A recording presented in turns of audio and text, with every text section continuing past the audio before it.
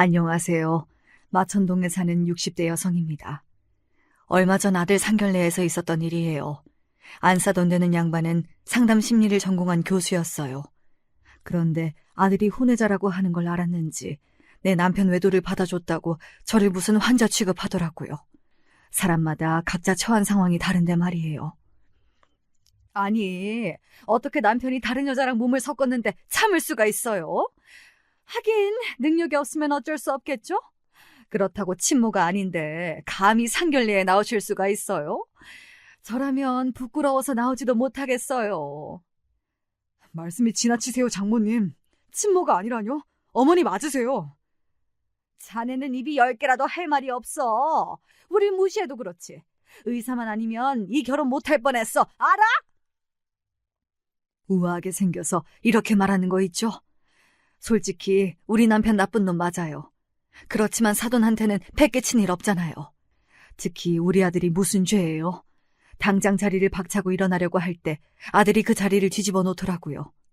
눈물로 키워온 것이 허사가 아니었어요. 오늘 이런 이야기를 하려고 사연을 보내봅니다. 요새는 허리가 아파 새신사이를 쉬고 있어요. 사연 듣는 일이 취미가 되어버렸는데요. 가만히 보니 제 이야기도 만만치 않아요. 다들 가슴속에서 드라마 한 편 같은 사연들 갖고 있다고 하잖아요. 이렇게 터놓고 말하면 기분이 좋아지겠죠. 허리 통증도 스트레스를 받으면 심해진다고 아들이 그랬거든요. 여기서 시원하게 속풀이 한번 해볼게요. 단도직입적으로 제 인생의 큰 하자는 남편입니다. 결혼 전부터 여자가 있었어요. 그것도 모르고 좋다고 신혼살림을 시작했어요. 게다가 아들까지 데리고 왔네요. 기가 막히죠? 그런데 그 아들이 공부를 잘했어요. 설상가상 남편은 교통사고로 죽어버려 실질적 가장은 저였죠. 다행히 아들은 기운정을 고맙게 생각했습니다. 하지만 제가 아들의 결혼에 결정적 짐이 될 줄은 몰랐어요. 혼외자 안 버리고 품었더니 사람들은 저한테 보살이라고 하던데요. 하지만 잘난 안사돈은 제가 바보라서 그런 줄 아나 봅니다. 진짜 제 인생은 쉬운 일이 하나도 없었거든요. 여러분은 어떠세요? 저는 태어날 때부터 전쟁이었습니다. 딸만 6 중 넷째인 저는 집에서 천덕꾸러기였어요. 엄마가 저를 임신했을 때 할머니가 용꿈을 꾸셨대요. 아들 꿈이라고 난리가 났어요. 처음으로 할머니가 시장에 가서 엄마가 먹고 싶다던 사과도 사오고 밭일도 안 시키고 공주 대접을 해줬대요. 그런데 낳고 보니 딸이라 엄마는 점심때 저를 낳고 바로 밭일을 했대요. 아무도 거들떠보지 않던 저는 엄마 젖도 못 먹었어요. 빽빽 굴어도 엄마는 젖도 안 물렸고 첫째 언니와 둘째 언니가 밥물 끓여 먹였다고 해요. 그런 언니들마저 없었으면 죽었을지도 모른다고 하대요. 고추 안 달고 나왔다고 이래도 되는 겁니까? 엄마를 그렇게 구박하던 할머니는 제 막내 여동생 낳는 것 보고 눈도 못 감고 돌아가셨어요. 우리 엄만 쓸데없는 딸만 6이라고 했지만 그 딸들 덕분에 비행기 타고 해외도 가보셨어요. 관절이 다쳐서 못 움직일 때도 딸들이 다 자기 집에 가서 모셨고요. 하지만 아버지는 아니었어요. 아버진 결국 다른 여자한테서 아들을 보고 말았죠. 그래서 하루 이틀 집에도 안 오셨어요. 그날도 아들을 낳은 여자 집으로 달려가는 아버지 바짓가랑이를 엄마가 붙들었어요. 이거 놔. 아들도 못 낳는 것이 성질하고는. 6인데 그중에 아들을 못 놓냐? 사람 구실도 못하는 게 이거 못 놔? 아들 없다고 다른 데 가서 새끼를 낳냐? 그게 사람이냐 짐승이지? 가려면 곱게 가. 왜 돈을 가져가는데 왜? 우린 뭐 먹고 살라고? 이게 죽고 싶나 확 그냥. 짐승도 제 새끼 걱정해. 우리 딸들은 굶고 있는데 다른 여자랑 밥이 들어가냐? 오늘 너 죽고 나 죽는 거야. 가만 안 둘 거야? 대화를 들어보면 알겠죠. 엄마가 할머니한테만 순한 양이었지 아주 성난 들깨처럼 무서운 분이었어요. 그래서 아버지와 정분이 난 여자 집으로 쳐들어가서 살림을 깨고 난리를 친 적이 있어요. 그 집에는 배다른 어린 남동생이 있었거든요. 걔도 무서워서 오돌오돌 떨고 있더라고요. 같이 이불 속에 숨어서 엄마가 진정되길 기다렸죠. 저랑 이 아이는 무슨 죄예요. 엄마는 항상 그 집 찾아갈 때는 저를 데리고 가셨어요. 한 달에 한 번 정도는 가서 성질을 피웠는데 그거라도 안 하면 엄마는 숨을 쉴 수가 없었다고 하네요. 처음에만 난동을 부렸고 나중에는 배다른 남동생만 하염없이 바라보고 오시곤 했어요. 하지만 아버진 우리보다는 그 집이 더 좋았던 모양이에요. 재산을 아름아름 빼돌리던 아버지는 땅 문서, 집 문서를 들고 그 여자와 야반 도주했어요. 졸지에 길거리로 나앉은 우리들은 둘씩 짝지어서 이모네로 외삼촌 집으로 뿔뿔이 흩어졌지요. 몇 개월 동안 얼마나 눈칫밥을 먹었는지요. 저는 엄마가 다신 우릴 찾으러 오지 않을 줄만 알았어요. 언니들도 보고 싶고 무서운 엄마도 그리워졌어요. 아버지가 그렇게 원망스러울 수가 없었어요. 커서 아버지 같은 남자는 절대 만나지 않겠다고 다짐했죠. 계절이 2번 바뀌고 나니 엄마가 수척해진 모습으로 우리 앞에 오셨어요.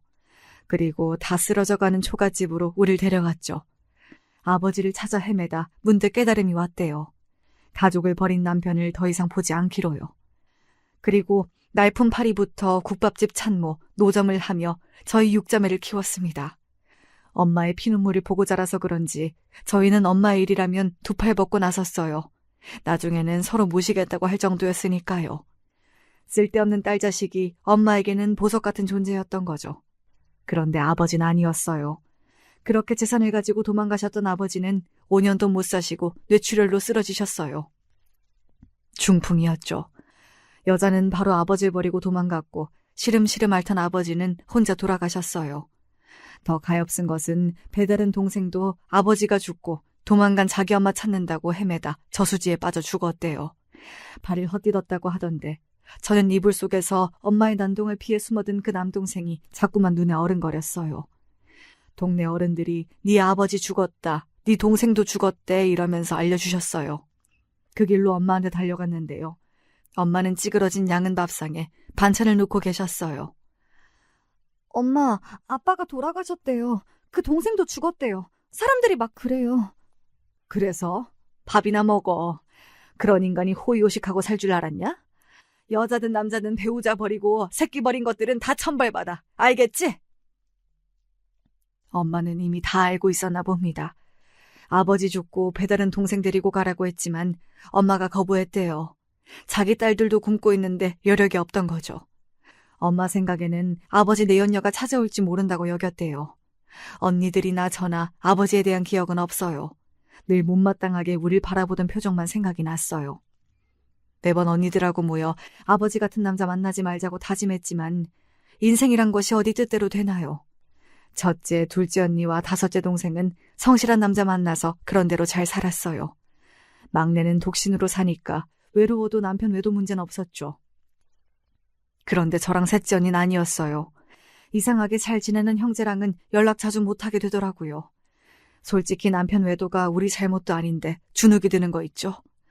그래도 문제가 생기면 자매들이 우르르 모여 해결하는 것도 고맙긴 했어요. 제 인생의 오점이 남편을 어떻게 만났는지 이야기하려고 하는데 숨이 턱 막혀요.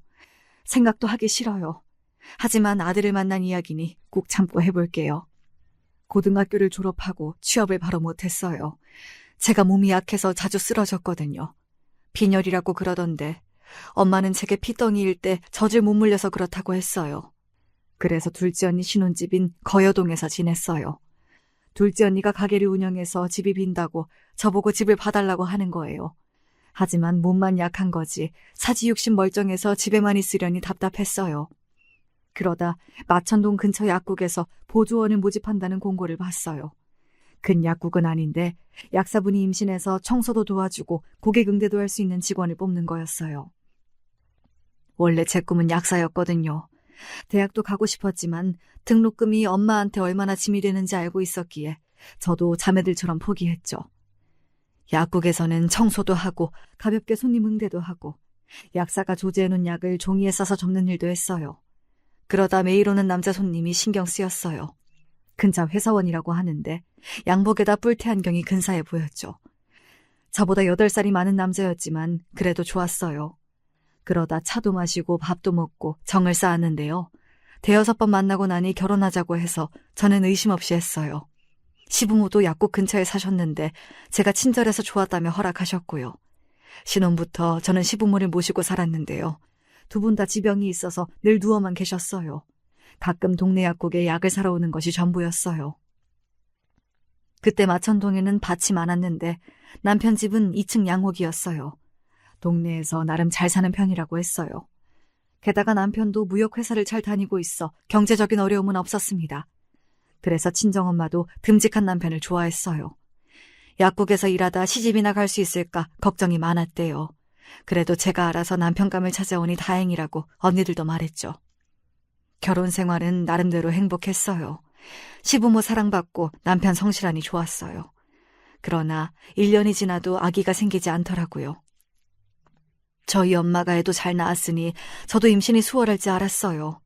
매번 걱정스럽게 앉아있으니 첫째 언니와 둘째 언니가 저를 끌고 한약방으로 갔어요. 한약방에 가니 자궁이 약하고 몸이 차다고 했어요. 그 사실을 난 친정엄마가 어릴 때 잘 못 먹어서 그런가 보다며 속상해했어요. 하지만 알고 보니 남편한테 문제가 있었던 거였어요. 병도 아니고 정관 수술을 했대요. 결혼 전에요. 진짜 미친 인간이 아닐 수 없죠.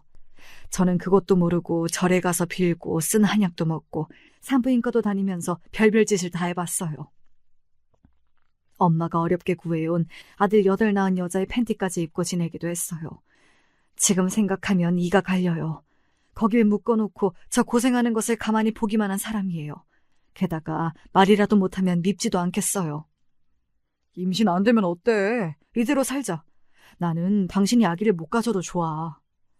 이런 미친 인간이 맨날 이런 소리해서 언니들은 남편을 천사라고 부를 정도였어요. 지금이었으면 당장 병원에 가서 두 사람 어디가 문제가 있는지 확인하겠지만 그때 저는 임신 안 되면 여자부터 문제가 있는 게 아닌가 의심했나 몰라요. 산부인과에서는 저한테 아무런 문제가 없다고 하니 저는 남편에게 함께 병원에 가자고 했습니다만 그럴수록 남편은 저를 다독였어요. 당신 힘들게 왜 그래? 애 없어도 된다고 했잖아. 당신도 애기 갖고 싶잖아요. 결혼했으면 애 낳는 게 당연하잖아. 당신이 문제면 고치면 되지. 당신이랑 함께 오라고 산부인과 의사도 그랬다고. 진짜 왜 그래요? 갖고 싶다고 다 되는 게 아니야. 나 때문이면 괜찮아. 나는 오로지 당신만 있으면 돼. 애 없어도 돼. 이 문제를 다신 거론하지 말자. 알겠지? 그때까지만 해도 저는 남편이 저를 가엾게 여겨서 그러는 줄만 알았죠. 고마워서 눈물을 홀딱 쏟았어요.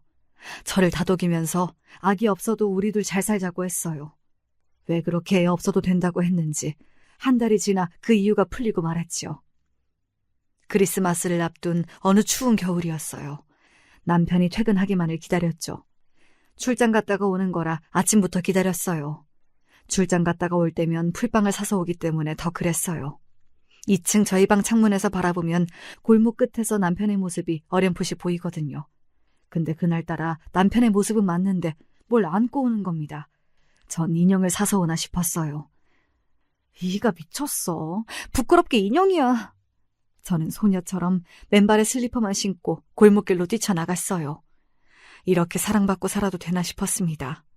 결혼 3년이면 남들은 권태기라고 하던데 우린 그렇지 않았거든요. 무역회사라 가끔 야근에다 외근, 출장이 많아서 그렇죠. 절마다 꽃다발이며 머플러, 립스틱 이런 것들을 자주 사다 줬어요. 언니들은 부러워 죽겠다고 했어요. 저는 단숨에 골목을 가로질러 남편 앞으로 다가갔습니다. 여보, 무슨 인형을 사와요. 인형을? 내가 어린애야?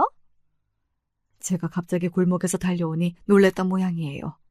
대꾸도 없이 남편이 움찔하더라고요. 제가 남편 품으로 손을 뻗자 촉감이 결코 인형이 아니었어요.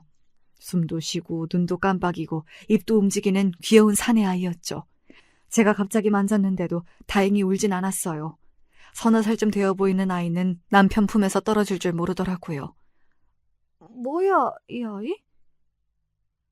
아빠. 살면서 그렇게 황당한 경험은 처음이었어요. 가만히 안겨있어 멀리서 볼 때는 진짜 곰인형인 줄 알았어요. 겨울이니 목도리를 칭칭 감고 털코트에 쌓여 눈만 보이는 아이는 남편에게 아빠라고 하는 겁니다. 아빠? 뭐, 아빠? 남편이 아무런 이야기도 안 했는데도 저는 그 자리에 털썩 주저앉았어요. 직감이라는 게 있잖아요. 숨겨둔 아이구나 이런 느낌이요. 그 직감이 그제야 작동하는지 모르겠지만 외투도 안 입고 나왔는데도 하나도 춥지 않더라고요. 일어나, 춥다. 집에 가서 해줄 말이 있어. 남편은 그때도 당당했어요. 해줄 말이라니 뭔 말이요? 도대체 뭔 말인데? 저는 그 자리에서 울고 말았어요. 3년이란 세월 동안 저를 속이고 몇 개월 연애할 때도 여자가 있다는 말 한마디 없었어요. 그런데 아이라니요. 알고 보니 남편에게는 그동안 계속 여자가 있었대요. 그 여자가 아이를 낳고도 남편과 결혼하지 않겠다고 했답니다. 늙은 부모가 아프시니까 싫다고 했대요. 게다가 그 여자는 가정생활을 충실히 할 수 있는 여자가 아니었어요. 부잣집 세컨드를 하다가 남편을 만난 그렇고 그런 여자였어요.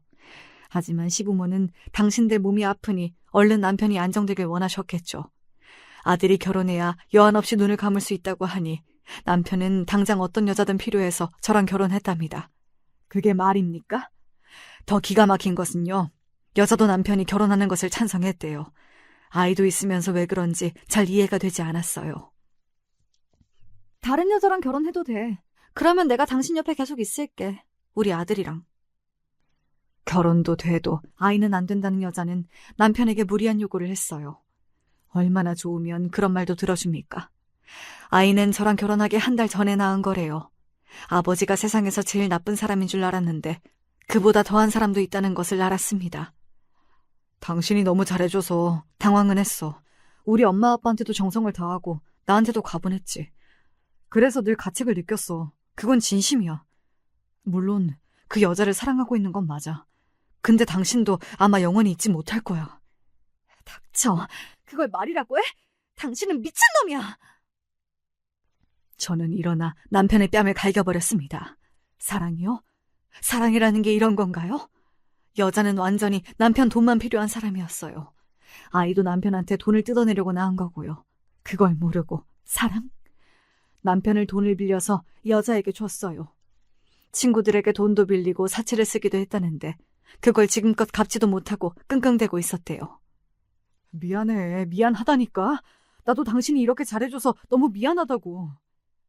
그동안 그 여자랑 살림을 차려놓고 미안하면 다냐? 그게 말이 돼? 부모님 돌아가실 때만 너랑 살려고 했고 그 후 다 보상하려고 했어. 무슨 보상을 해? 남의 인생 다 망쳐놓고 무슨 보상? 너는 네 부모 죽기를 바라니? 얼른 돌아가시라고 기도하지 그래. 차라리 간병인을 고용해라. 그게 낫겠다. 미친 인간아. 결혼 안 하면 아버지 재산이랑 이 집 안 주신다고 하는데 어쩌냐? 그래서 그 여자가 하라는 대로 정관 수술까지 하셨다. 미친놈, 나쁜 놈. 그런데 애는 왜 데리고 와? 인제 새끼도 못 본대? 도망갔어. 다른 남자랑. 꼴 좋다. 아주 꼴 좋아. 이 집에서 당장 나가. 이 집 아버님이 나 준다고 했어. 알아? 살다 시부모 모시기 싫다고 자기 남자 결혼시키는 여자는 처음이었어요. 물론 돈줄 찾아다니는 질 낮은 여자라면 그럴 수도 있을까요? 나이트클럽에서 만나 사랑을 꽃피웠다고 말하는 남편의 입을 꿰매고 싶었죠. 정상적인 여자라면 그게 말이나 됩니까? 장가 보내고 정관 수술시키고 부모 죽을 때 기다리고? 그 여자는 남편보다 5살이나 많대요. 여우한테 홀려도 단단히 홀린 이 남자, 꼴도 보기 싫었어요. 혼외자가 있는 걸 아신 시부와 시모는 응급실까지 다녀오셨죠. 평생 음전했던 시모는 아들의 기막힌 행태에 아예 거동 못하게 됐고 교장으로 퇴직하신 시부는 가문의 수치라며 한동안 말을 안 하셨어요. 그러다 나중에는 시부가 제 손을 잡고 잘못했다고 오히려 싹싹 비셨어요. 대신 2층 양옥집을 제 이름으로 해주신다고 했어요. 그리고 이혼해서 새 출발하라고 하셨죠.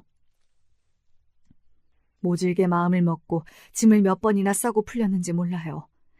병든 시부모와 우는 어린아이가 있는데 차마 못 나오겠대요. 그래서 남편을 당장 내쫓아버렸죠. 한시도 같은 집에서 숨을 쉬기 어려웠어요. 남편도 순순히 여간방으로 가더라고요. 시부모도 저를 말리진 않았어요. 게다가 아이는 그렇게 가는 제 아빠를 바라보기만 했어요. 아빠하고 따라간다고 하면 그대로 두려고 했는데 아이는 가만히 웅크리고 있었어요. 그 아이가 바로 지금 제 아들입니다. 남편을 내쫓고 방에서 제가 울고 있는데 한쪽 구석에서 꼬르륵 소리가 나는 겁니다. 애 뱃속에서 그렇게 큰 소리가 나는 걸 처음 들었어요. 생각해보니 저녁 시간이 훨씬 지났던 거예요. 저는 눈물을 훔치고 부엌에서 대충 밥을 차려왔어요. 애들은 참기름에 밥 비벼서 김치 씻어주면 잘 먹잖아요. 그렇게 준비했는데 나오라고 해도 아들은 구석으로 자꾸 기어들어갔지요. 오랫동안 웅크리고 있다가 제가 참기름과 간장에 밥을 비비니까 냄새 때문인지 서서히 기어나왔어요. 그 밥을 어찌나 맛있게 먹는지요. 저는 아들의 눈망울에서 예전에 배다른 동생이 떠올랐어요. 그래서 아들이 남다르게 느껴졌어요. 게다가 아이는 4살이라고 하는데 말을 너무 잘하는 거 있죠? 누나 배고파. 밥 더 줘. 누나? 내가 누나야? 누나로 보여? 응, 누나 밥 더 주세요. 네? 너 말 진짜 잘한다. 근데 뱃속에 거지가 들었니? 밥 몇 그릇째야? 밥 줘. 맘마 줘. 아이는 금방 적응했어요. 아빠, 엄마도 찾지도 않았어요. 그런데 매번 배고프다 칭얼거렸어요. 이 집에서 밥을 주는 사람이 저란 걸 아는지 누나라고 부르며 제 주변을 맴도는데 싫다기보다 불쌍해 죽겠더라고요. 저도 엄마가 외면하고 아빠가 무관심할 때 이상하게 배가 고팠거든요. 그래서 목욕도 하고 밥도 주고 아이를 돌보기 시작했어요. 누가 보면 저보고 바보 천치라고 할 정도로 아이한테 잘했어요. 시부모는 제 눈치를 슬슬 보면서 아들을 이뻐하셨어요. 대놓고 못하고 저 안 보는 곳에서 만지고 어르고 하시더라고요. 몇 달이 지나 시부모님이 안정을 찾으셨어요. 저는 이 집에서 나가야 하겠다고 생각했죠. 사기 결혼을 당했는데 굳이 살 필요도 없잖아요. 집 나간 남편은 그 여자를 찾느라 전국을 헤매고 다니고 있다는 말이에요. 안방에서 짐을 싸고 있으니 시부는 잘 생각했다며 좋은 사람 만나라고 하셨어요. 그런데 다른 방에서 자고 있던 아들이 현관에 있는 제 신발을 품에 안고 울기 시작했어요. 누나도 나 두고 도망갈 거야? 우리 엄마도 그랬대. 가지 마. 누나 못 가게 신발 안 줄 거야. 가지 마. 그때부터였을까요? 저는 그 집에 머물고 말았어요. 엄마가 남편이 혼외자를 데리고 왔다는 소식을 듣고 언니들하고 우르르 시댁에 몰려왔어요. 사위 나오라고 난리가 났죠. 그때 엄마 눈에 제 아들이 보였나 봐요. 남편하고 꼭 닮은 꼴이 말하지 않아도 알아보셨나 봅니다. 바로 대성통곡을 하셨습니다. 자식 부모 팔자 안 닮게 하려고 이 고생했는데 아이고 아이고 하시면서 가슴을 쥐어뜯더라고요. 당장 짐 싸라며 저를 데리고 가시려고 하는데 우리 아들이 그렇게 우는 겁니다. 누나 가지마, 누나 가지마, 안 돼. 누나. 애도 울고 우리 엄마도 울고 난리가 났어요. 등신아, 정줄 게 없어 남편 데려온 자식한테 정주냐, 등신아. 아들이 하도 매달려서 아무도 뗄 수가 없었어요. 아이가 자지러지게 울고 입에 거품까지 물자 엄마는 네 팔자니까 이 약 물고 살라고 하시면서 가셨어요. 그 후에 아들은 늘 제 옆에 붙어 있었어요. 아들이 초등학교에 입학하고 얼마 후 저한테 이런 고백을 했어요. 지금껏 살면서 살갑게 대해준 사람은 저 하나랍니다. 그 내연녀는 늘 술 먹고 늦게 들어오고 아이를 그대로 방에 두고 외출하고 다녔다고 해요. 밤에 무서워 울다가 지쳐 잠든 적도 많고 나중에는 무섭긴커녕 배가 고파 힘들었대요. 남편은 그런 것도 모르고 그 여자 치마 폭에만 쌓여서 정신을 못 차렸다고 하니 억장이 무너지더라고요. 누나, 나도 유치원 가고 싶어. 어디서 들었는지 유치원 소리를 했어요. 그런데 집에 돈이 점점 없어졌어요. 남편은 아예 직장도 때려치우고 아이 엄마를 잡으러 다녔어요. 그래서 시부모가 모아둔 돈으로 생활하고 있었거든요. 유치원 갈 돈이 없어 제가 괜히 미안했어요. 솔직히 유치원보다 더 큰 문제는 아이가 곧 학교 갈 나이라는 겁니다. 언제까지 제가 이 아이와 살아야 할지 결정을 내리지 못했어요. 이혼할까? 아이는 어떻게 할까? 이런 고민 중에 시모가 돌아가셨어요. 어디로 갔는지 연락도 안 되는 남편이라 제가 혼자 장례식을 치르고 말았어요. 언니와 엄마는 당장 남편을 찾으라고 난리가 났죠. 제 부모를 이렇게 맡겨놓고 여자의 미친놈을 무슨 수를 찾을까요? 하지만 결국 일이 터졌습니다. 여기 병원인데요. 보호자 빨리 오세요. 여기저기 찾아 헤맨 남편. 내연녀를 발견하고 쫓아가다가 교통사고를 당했어요.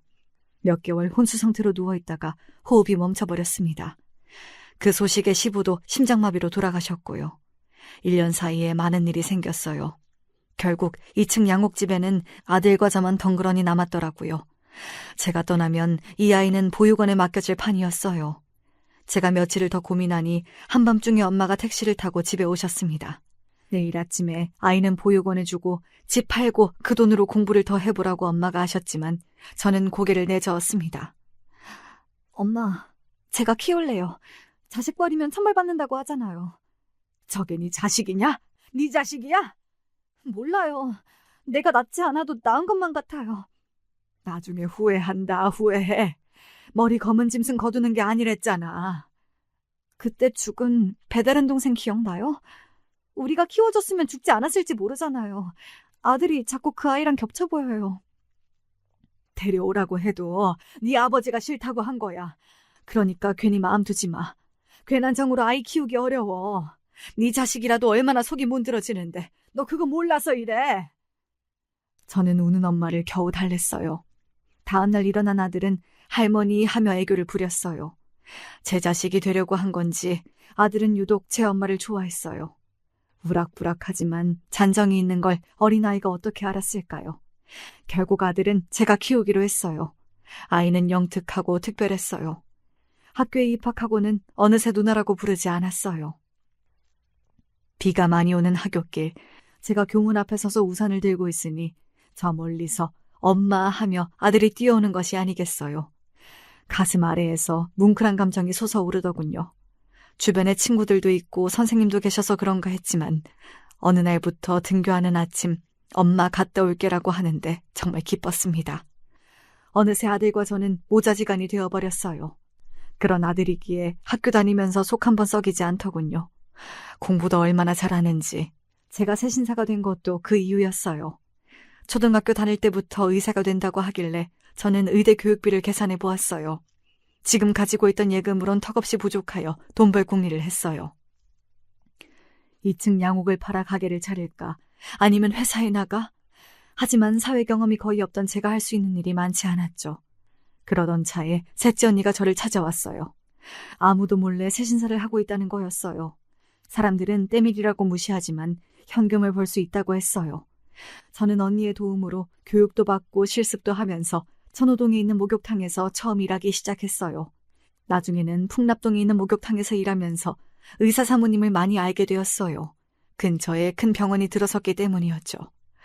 우리 아들 공부 상담도 거기서 많이 했어요. 좋은 과외 선생도 구할 수 있었는데요. 어느 날 아들은 제가 새신사하면서 돈을 번다니까 미안해서 의대 진학을 포기한다는 겁니다. 공사나 육사 가겠다는 말에 제가 화를 내며 말렸어요. 평생 꿈이 의사면서 왜 포기를 한다는 건지. 이유는 알지만 절대 안 되는 말이었어요.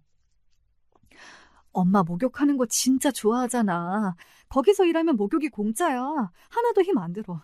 자꾸 공부 포기한다고 하면 외할머니 오시라고 해서 혼을 낼 거니까 알아서 해. 알겠어요. 엄마 힘들면 말해. 나 공부 안 해도 되니까 제발 고생하지 말라고. 엄마가 자식 위하는데 그거 고생 아니야. 기쁨이지. 아마 아들이 고등학생 때 정도였나. 남편 내연녀였던 집 번호를 어떻게 알았는지 연락이 왔어요. 자기가 몸이 아파서 살 날이 얼마 안 남았는데 아들을 한번 보고 싶다고. 저는 고민을 했죠. 처음에는 다시는 전화도 하지 말라고 화도 내고 욕도 했는데요. 나중에는 살 날이 2달 정도 남은 시한부라고 하니 혹시나 해서 아들한테 만나볼래 하고 물었어요. 엄마 여기 있는데 누가 엄마래요? 안 봐요. 다시 묻지 마세요. 단호하게 말하더라고요. 그렇게 내연녀는 위암으로 고생하다 죽었다고 하네요. 엄마 말대로 자식 버리면 천벌을 받나 봐요. 결국 아들은 명문대 입학하고 그 어렵다는 의사 공부 다 했죠. 그동안 저는 허리 디스크가 발생했어요. 통증을 느껴도 이를 물고 때를 밀었어요. 제가 아프다고 하면 의사 안 한다고 할까봐 말도 못했죠. 새신사 동료가 물어보대요. 왜 그렇게 남의 자식 죽도록 키우냐고요. 이유는 저도 모르겠어요. 한솥밥으로 그렇게 30년 이상 먹고 살다 보니 어느새 가족이 되어버렸습니다. 시간은 지나 아들이 의대생에서 전문의가 되고 나서 저도 일주일에 2번 정도 새신일을 하며 쉬게 되었어요. 아들은 고맙게도 월급의 절반을 꼭 저를 주었습니다. 그러지 않아도 된다고 했지만 아들의 뜻을 알기에 일단 고맙게 받았어요. 그러던 중 사귀는 여자가 있다고 했어요. 그 여자와 결혼도 하고 싶다고 말하네요. 드디어 아들도 2층 양옥집을 떠날 날이 온 거예요. 그동안 힘든 일도 있었지만 저는 이 집은 팔지 않았어요. 이걸 팔면 남편을 용서하는 느낌이었거든요. 다행히 이쪽 지역 땅값도 많이 올라서 팔고 좋은 곳으로 갈 수도 있었지만 저는 팔지도 않고 그대로 쭉 살고 있었어요. 아들은 며느리 될 여자를 데리고 와서 인사를 시켰습니다. 대학병원 약사라는 여자는 인상, 말투, 하는 행동 다 마음에 들었어요. 자기야, 여기 양옥집은 엄마 집이니까 함부로 넘보지 말고 나는 우리 엄마한테 대드는 것도 못 봐. 자기보다 우리 엄마가 먼저니까 그거 싫으면 결혼하지도 마. 넌 거짓말도 참도 잘한다. 내가 너 혼내면 제일 먼저 달려와서 난리를 칠 거다. 아니에요. 어머님이 1순위래요. 아들이 엄마라면 하늘의 별도 따다 준대요. 별 못 따니까 그렇지. 말만 그래, 말만. 말만이라니. 그럼 따줘요? 말씀만 하세요. 싱거운 소리 그만해. 난 우리 며느리가 1순위야. 아, 감사해요, 어머님. 아들은 며느리에게 사실대로 다 말했대요. 나와 어떤 관계인지도요. 그래도 절 어머니라고 부르는 게 예뻤어요. 아직 겪어보진 않았지만 아들이 선택한 사람이니까 좋을 거라는 믿음이 있거든요. 그래서 저도 며느리가 마음에 들어 결혼하라고 했고요. 양옥 팔아서 집을 사주겠다고 하니까 그건 안 된다고 아들이 펄쩍 뛰었어요. 나중에 고쳐서 함께 살 거래요. 말이라도 그렇게 해주니 고마웠어요. 그렇게 아들은 늘 저에게 힘이 되어 주었습니다. 나중에 알고 보니 약사 며느리 집안이 빵빵하더라고요. 안사도는 교수이고 바깥사도는 대기업 임원이래요. 아들이 혹여 기가 죽지 않을까 걱정이었어요. 내가 왜 기가 죽어 엄마가 있는데 이러는 아들 말에 안심이 되긴 했어요. 아들이 이참에 옷 몇 벌 사라며 자기 카드를 줬어요. 덕분에 머리도 하고 새 옷도 사 입었습니다. 저도 차려입으니 기분이 좋더군요. 목욕탕 습한 열기가 아닌 오랜만에 아들과 외출해서 그런지 저도 모르게 들뜨게 되었어요. 게다가 바깥 사돈이 사줬다는 아들의 새 차는 좋아 보였어요. 의사 사위가 소원인데 이루게 되었다며 새 차를 뽑아줬대요. 아들이 인정받고 사랑받는 것 같아 다행이라고 생각했어요. 안사돈이 교수라는데 괜히 어색하다 얘. 김씨 아줌마 딸하고 결혼하면 좀 좋아. 그냥 편하게 돼지갈비집에서 만나면 되지. 김씨 아줌마 딸 중학생인데 언제 커? 나 급해 엄마. 눈도 깜짝 안 하고 징그러운 소리도 잘한다. 그나저나 살 집은 마련된 거야? 아니면 엄마가 도와주고. 며느리 줄 반지 세트 해줬으면 됐지. 그냥 전세 구했어요. 이 차도 안 받으려고 한 거 장모님이 난리를 쳐서 받긴 했어요. 엄마는 부담 안 가져도 돼요. 알겠죠? 신혼여행이라도 보내줄게. 하와이, 몰디브, 유럽 말만 해. 그 정도 능력은 되니까. 우리 당장 신혼여행 못 가요. 요새 응급실 근무도 하니까. 그래? 난 뭐라니? 걱정이다. 걱정이야. 걱정이 엄마 허리를 더 망가뜨릴 수 있어요. 디스크도 스트레스로 발생하는 겁니다.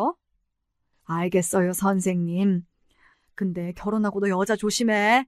내 손에 걸리면 너 죽고 나 죽는 거다. 아유, 무서워. 외할머니 닮아서 너무 무섭다. 어느새 아들은 우리 언니네 가족들과 자연스럽게 친해졌네요. 우리 엄마 보고 외할머니라고 하면서 생일이건 명절이건 안부 전화라도 하더라고요. 자랑삼아 한 말씀 드리면 언니네 조카 중에 우리 아들이 제일 공부도 잘했어요. 아들이 전문의까지 되니 요새는 목에 힘이 좀 들어가네요. 어느새 상견례 장소에 도착했어요. 근사한 이탈리아 식당이라도 예약한 줄 알았더니 갈비집이었어요. 이런 데서 상견례 해도 돼? 제가 그랬더니 엄마 편한 대로 찾아왔다고 하더라고요. 세심한 구석이 있어 고맙기도 했어요. 음식마저 낯설면 더 어색할까 고민했는데 다행이더라고요. 가게는 여느 고깃집이 아니라 레스토랑 같았어요. 종업원이 예약된 방으로 우리를 안내해줬어요. 가보니 우아한 귀부인 하나랑 중후한 신사분이 있더라고요. 귀티가 잘잘 흐르는 사람들이었어요. 인사를 건네고 앉게 되었는데 참 뭐라고 해야 되나 싶은데 갑자기 원래 며느리도 의대를 보낼 수 있었는데 약학계통에 관심이 있어 약사가 되었다고 안사돈이 말문을 열었어요. 저도 약국에서 일했는데 약 냄새가 좋은 사람들이 있어요. 저도 참 좋더라고요. 맞아요. 어머님, 저도 그게 좋았어요. 아니, 동네 약국이랑 대학병원 약국은 달라요. 약 조제는 우리 딸이 하는 게 아니라요. 하긴 아실지 모르겠네요. 하여간 의사로 키우시느라 고생 많으셨어요. 돈이 한두 푼이 아닌데 목욕탕에서 고생 많이 하셨다고 들었어요. 네, 뭐 그냥 이랬죠. 아들이 공부를 워낙 잘하니까요. 세신사로 고생 많으셨죠. 그거 아니면 저 의대 못 갔습니다. 직업에 귀천이 있습니까? 아드님 잘 키워내셨어요. 훌륭하세요. 당신도 본받아. 저렇게 이해심 많고 천사 같은 분도 계시네 그래. 그 순간 안사돈의 안색이 차갑게 변했어요. 저보고 천사니 어쩌니 하는 것 보니 정직이 철학인 우리 아들이 벌써 자신의 출생 다 이야기했나 싶었습니다. 하지만 안사도는 그걸 받아들이기 어려웠나 봅니다. 이상하게 저를 공격하기 시작했어요. 네, 그렇죠. 부군 돌아가시고 고생이 많으셨겠어요. 근데 제가 듣기로는요. 엄마, 그 이야기 안 하시기로 했잖아요. 오빠가 다 말씀드렸는데. 조용히 해, 넌. 내가 물어볼 말이 있어서 그래. 사부인, 피 한 방울 안 섞였는데 그렇게 고생하실 필요 있나요? 복수심? 아니면 동정? 혼외자를 의사로 만들었다. 뭐 그게 자랑은 아니잖아요. 남편 외도도 결국 아내 오점이기도 해요. 안 그렇습니까? 뭐 하시는 겁니까, 어머니? 뭘 하다니 이야기하고 있잖아. 참나 웃겨 죽겠네. 혼외자 아들 의사까지 만들어? 굳이 왜? 때밀이까지 하면서 말이야.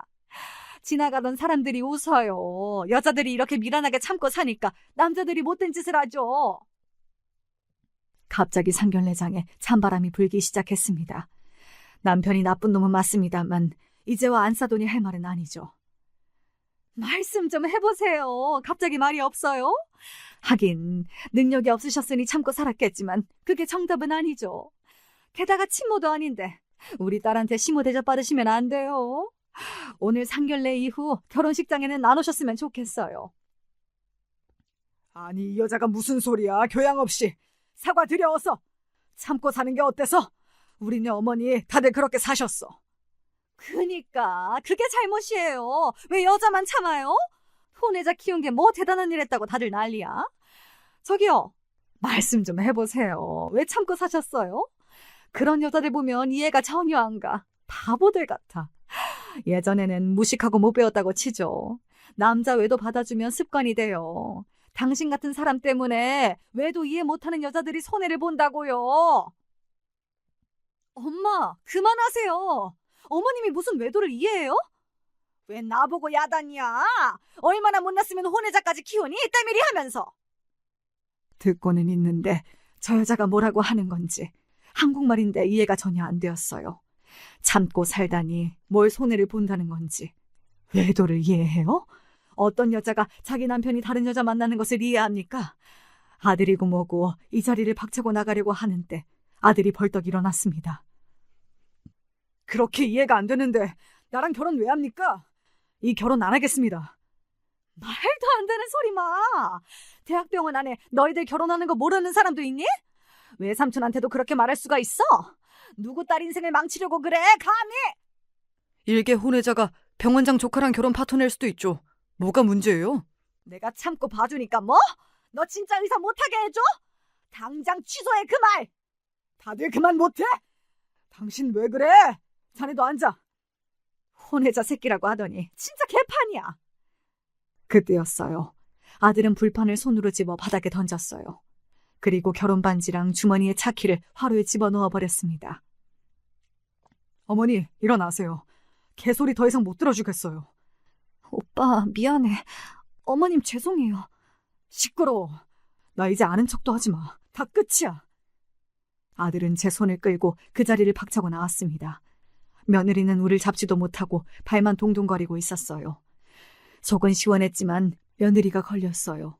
그렇게 나쁜 애는 아니었는데 말이에요. 택시를 타고 집으로 돌아오는 길 서로 아무 말도 안 했어요. 집에 와서 저는 시원한 물 한 잔을 마셨어요. 아들은 소파에 앉아 길게 한숨을 쉬더니 허탈하게 웃었어요. 엄마 죄송해요. 오늘 기분 좋게 가셨는데. 내 기분이 너만 하겠어. 그래서 결혼은 진짜 안 해? 엄마랑 저 무시하는데 할 순 없어요. 절대로 안 돼요. 그건 그래.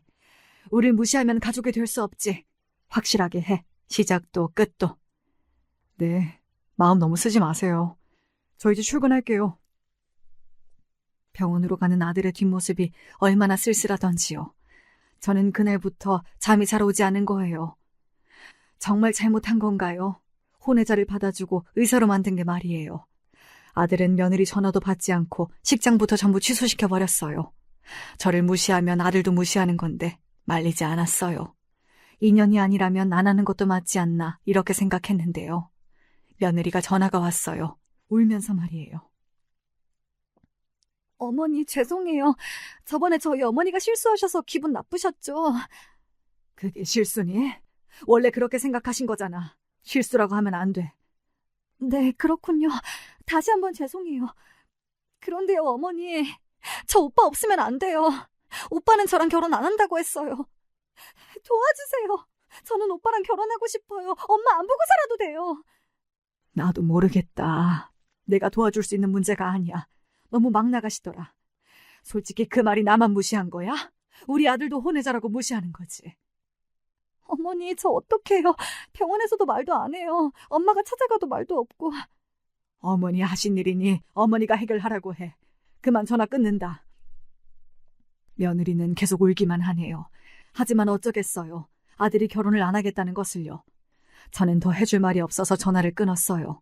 그런데 며칠 후에 안사돈이 집으로 찾아왔어요. 며느리가 식음을 전폐하고 단식투쟁 중이랍니다. 이러다 외동딸 잘못될까 저를 만나고 싶대요. 우리 아들은 병원으로 가도 전혀 반응이 없대요. 투명인간 취급한다고 하더라고요. 저는 안사돈을 만나서 저번에 오해를 풀고 싶었어요. 하지만 안사돈은 사과도 없이 본론만 말했어요. 사위가 결혼 없자고 하던데 사부인이 말려주세요. 싫어요. 아들이 하기 싫다면 저는 말릴 이유가 없어요. 저번에 제가 한 말이 부당한가요? 전 혼외자를 의사까지 만드는 저희가 궁금해요. 저희란요? 자식 키우는데 무슨 이유가 있나요? 애가 하고 싶다고 하길래 밀어줬어요. 그리고 혼외자라서 싫으시면 결혼하지 마세요. 이렇게 매달릴 이유가 있나요? 따님이 능력이 부족해요? 네? 우리 딸 명문가로 시집 충분히 갑니다. 무슨 말씀이세요? 됐고요. 제가 그쪽 들어오라고 한 건 잘해보자 그런 거 아닙니다. 결혼 결정은 아들이 하니까 알아서 하겠죠.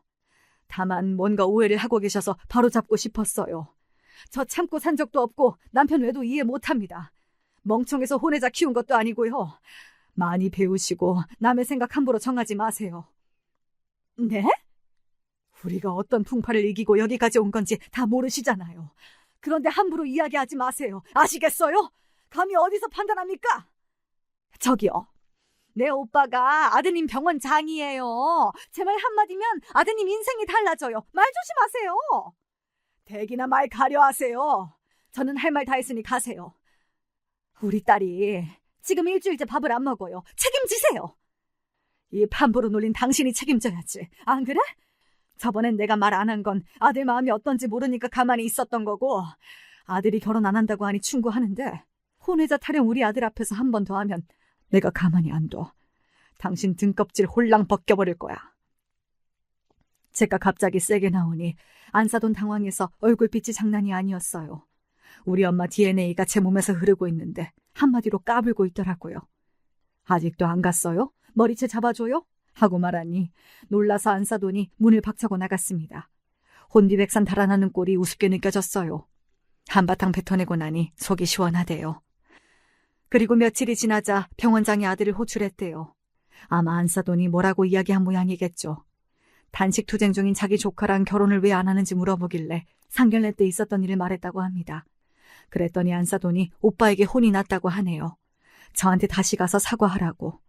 저는 한숨이 절로 나왔어요. 할 말 다 했는데 왜 또 만나자는 건지 말이에요. 아들은 아직 용서도 안 되고 결혼도 하기 싫다고 합니다. 저도 마찬가지였어요. 안사돈은 집요한 구석이 있었어요. 배운 여자라 그런가요? 만나기 싫다고 해도 막무가내입니다. 밤이고 낮이고 연락이 오는 통에 저는 목욕탕으로 찾아오라고 했습니다. 설마 여긴 오지 않겠지 싶었거든요. 새 신사들과 목욕탕 한쪽에서 점심을 먹으려고 다 같이 모여있는데 안사돈이 찾아왔어요. 거의 다 벗고 있는데 안사돈만 옷을 입고 있으니 어색했어요. 속옷 차림의 새 신사들이 안사돈을 구경하듯 서 있었어요. 조용한 곳에서 이야기 좀 하자는 걸 여기서 하라고 했더니요. 안사돈이 갑자기 무릎을 꿇었어요. 목욕탕 탈의실에서 말이에요. 병원장 오빠가 이번 결혼 성사 못하면 인연을 끊는다고 했대요. 병원 인재의 심기를 어지럽힌 죄를 묻겠다 했대요. 하긴 우리 아들이 흉부외과 의사인데 요즘 외과 의사 구하기도 어렵고 흉부 쪽은 지원자가 부족하거든요. 다들 김치 쪼가리에 물 말아먹다가 안사돈의 행동에 다들 의아해했어요. 저는 그러거나 말거나 계속 밥을 먹었죠. 제가 잘못했어요. 그쪽이 뭘 잘못했는데? 네? 사과하려고 하면 뭘 잘못했는지는 알아야죠. 무조건 잘못했다 하면 끝이에요? 아니요. 일단은 제가 혼외자 운운한 것은 잘못이니까요. 그게 무슨 잘못이에요? 예의가 없는 거죠. 당신의 잘못은 남의 상황만 보고 그 사람 전체를 판단한 것이 문제인 것도 몰라요? 대학원까지 나온 양반이? 사부인, 기분 푸세요. 아직 당신 사부인 아니고요. 일어나세요. 죄송해요. 저는 죄송하다 미안하다 이런 말 싫어해요. 지긋지긋해요. 상처 주고 그러면 뭐합니까? 저한테 이러지 말고 우리 아들 마음 달래주세요. 그리고 어디 가서 함부로 남의 마음 판단하지 마세요. 전 기다리는 손님이 있어서 가봐야겠어요. 와, 푸신 거예요? 저는 앞으로 사돈 안 보고 싶어요. 만약에 애들끼리 결혼해도 말이죠. 그게 제 답이요. 다시 찾아오시면 제가 결혼 반대할 겁니다. 안사돈은 이렇게 사과하면 제가 받아줄지 알았나 봐요. 집에서 그랬다면 모를까. 이제는 아니죠. 저는 목욕도구를 챙겨들고 탕 안으로 들어갔습니다. 안사돈은 한숨을 길게 쉬더니 목욕탕을 빠져나갔어요. 그 후에 저는 안사돈과 마주친 적이 없었습니다. 안사돈은 우리 아들한테도 무릎을 꿇고 빌려고 했대요. 아들 말로는 간신히 말렸다고 합니다.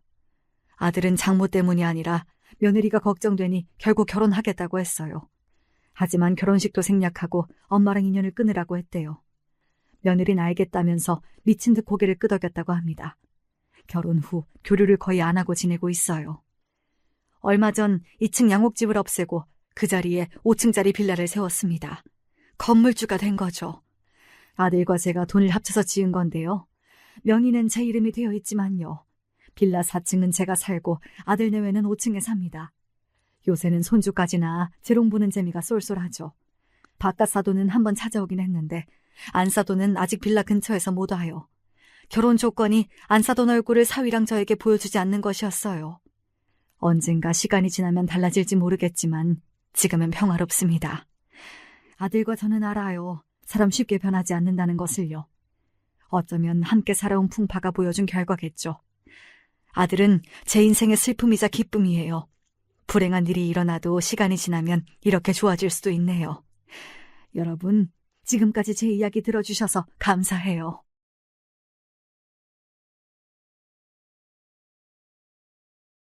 안녕하세요. 저는 이제 막 40대에 접어들었고 귀여운 딸아이를 하나 둔 가장입니다. 결혼 같은 거 안 하겠다고 결심하고 살아왔는데 어찌어찌 이런 생활에 접어든 거 보면 인생이란 건 참 알 수가 없어요. 물론 지금 이렇게 안정된 상태에 오기까지 결혼하고 나서도 많은 일이 있었답니다. 저는 외동아들로 형제 자매 없이 자라온 삶인데다가 원체 부모님도 무뚝뚝하신 편이에요. 그런 와중에 아주 다정하고 사람 잘 챙기는 아내를 만나서 결혼했죠. 이런 아내를 보고 우리 부모님도 엄청 좋아하셨답니다. 아이고, 이렇게 이쁜 며느리를 만나게 될 줄 누가 알았겠냐. 우리 성중이가 보통 딱딱하고 재미없어야지 원. 그렇게 장가 안 간다고 고집을 부려대는 통에 내가 보통 고생한 게 아니야. 어머, 성중 씨가 그랬어요? 하긴 저한테도 장가 가기 싫었다고 말하더라고요. 저 만나고 결혼 결심했다고 하는데 이게 원 그냥 하는 말 같아서요. 그러자 어머닌 아주 손사래를 치며 제 편을 들어주셨어요. 진짜야, 진짜. 이 녀석이 여지껏 이렇게 뭘 적극적으로 하겠다는 거 처음 봤어. 집구석 들어가는 것도 관심이 없다니까. 근데 대뜸 아가씨를 데려와서 결혼을 한다니 놀랄 수밖에 없지. 엄마, 내가 또 언제 그렇게까지 했다고. 제 얘기는 이제 그만하세요. 이렇게 너스레를 떨 정도로 아내는 우리 집 한가운데 들어와서 아주 평온한 분위기를 만들어줬죠. 평생을 딸 없이 살아오셨던 우리 부모님은 아주 며느리한테 애가 다르셨는데 전 그 부분이 아내에게 미안했어요. 우리 엄마 아버지가 너무 자기한테 자주 연락하는 것 같아서 정말 미안해. 굳이 그렇게 매일 전화하고 그러지 마. 불편하면 내가 안 한다고 할 테니까 너무 나서서 걱정하지 마. 난 자기네 집 분위기 좋은데 어머니도 나 너무 이뻐해 주시고 아버님도 나 이쁘다고 우리 집으로 귤 보내주신대. 나 정말 괜찮아. 아내에게 이런 부분에서 참 미안했던 건 반대로 저는 처가 쪽에 그렇게 신경을 써주지 못했어요. 사실 처가 쪽엔 조금 사연이 있는데요. 아내가 결혼할 무렵부터 무척 제 눈치를 살피면서 고민을 털어놨답니다. 있잖아. 우리 언니 말이야. 언니는 우리 집에서 정말 여러모로 아픈 손가락이야. 나한테도 그렇고 이런 분위기 자기가 이해해 줄 수 있을지 모르겠어. 아, 이제 처형이지. 상견례 때 뵀을 때 아주 깍듯하시고 잘해주셨어. 근데 왜 당신한테 아픈 손가락이야? 그러자 아내는 한창을 망설이다 대답을 했는데 듣고 저도 꽤 의외라고 생각했어요. 상견례 때 다 같이 마주할 땐 멀쩡해 보였거든요. 언니가 사실 엄마랑 사이가 별로 안 좋아. 어릴 때 엄마가 외할머니 모시는 문제로 늘 예민했거든. 그런 부분에서 나나 언니도 눈치 많이 보고 언니는 또 되게 예술적이고 감정 기복도 심한 편이야. 아, 근데 그게 문제란 거야? 그래도 처형 대학도 번듯이 나왔고 결혼도 제때 하지 않았어? 언닌 사실 우리 외할머니가 좀 세고 무서운 성격이라 한창 같이 살 때 언니가 되게 싫어했거든. 그런 걸로 엄마랑 많이 부딪혔어. 사춘기 때부턴 정말 더 심해져서 툭하면 다 뒤엎고 제가 느꼈던 최영의 인상이란 아주 단아하고 깔끔해 보였는데 마음속으로 뭔가 상처가 있다고 생각하니 의외였어요. 그런 제 표정을 보고 아내는 바로 말을 이어가더라고요. 아무튼 그런 언니가 집에서 벗어나겠답시고 알바해서 유학도 가고 엄마랑 연락도 몇 년씩 끊고 그랬어. 엄마가 맘고생 진짜 많이 했고 나도 언니 미워한 적도 있는데 알고 보니까 언니가 우울증으로 약을 오래 먹었더라고. 아, 그런 상황이 있었구나. 자긴 그걸 언제 한 거야? 나중에 언니가 유학 갔다 와서 얘기해줘서 알았어. 불면증도 심하고 그러다가 어찌어찌 지금의 형부 만나서 결혼한 거야. 그리하여 본래 결혼 생각이 없다가 혼전 임신으로 인해 어쩔 수 없이 진행했다고 하더라고요.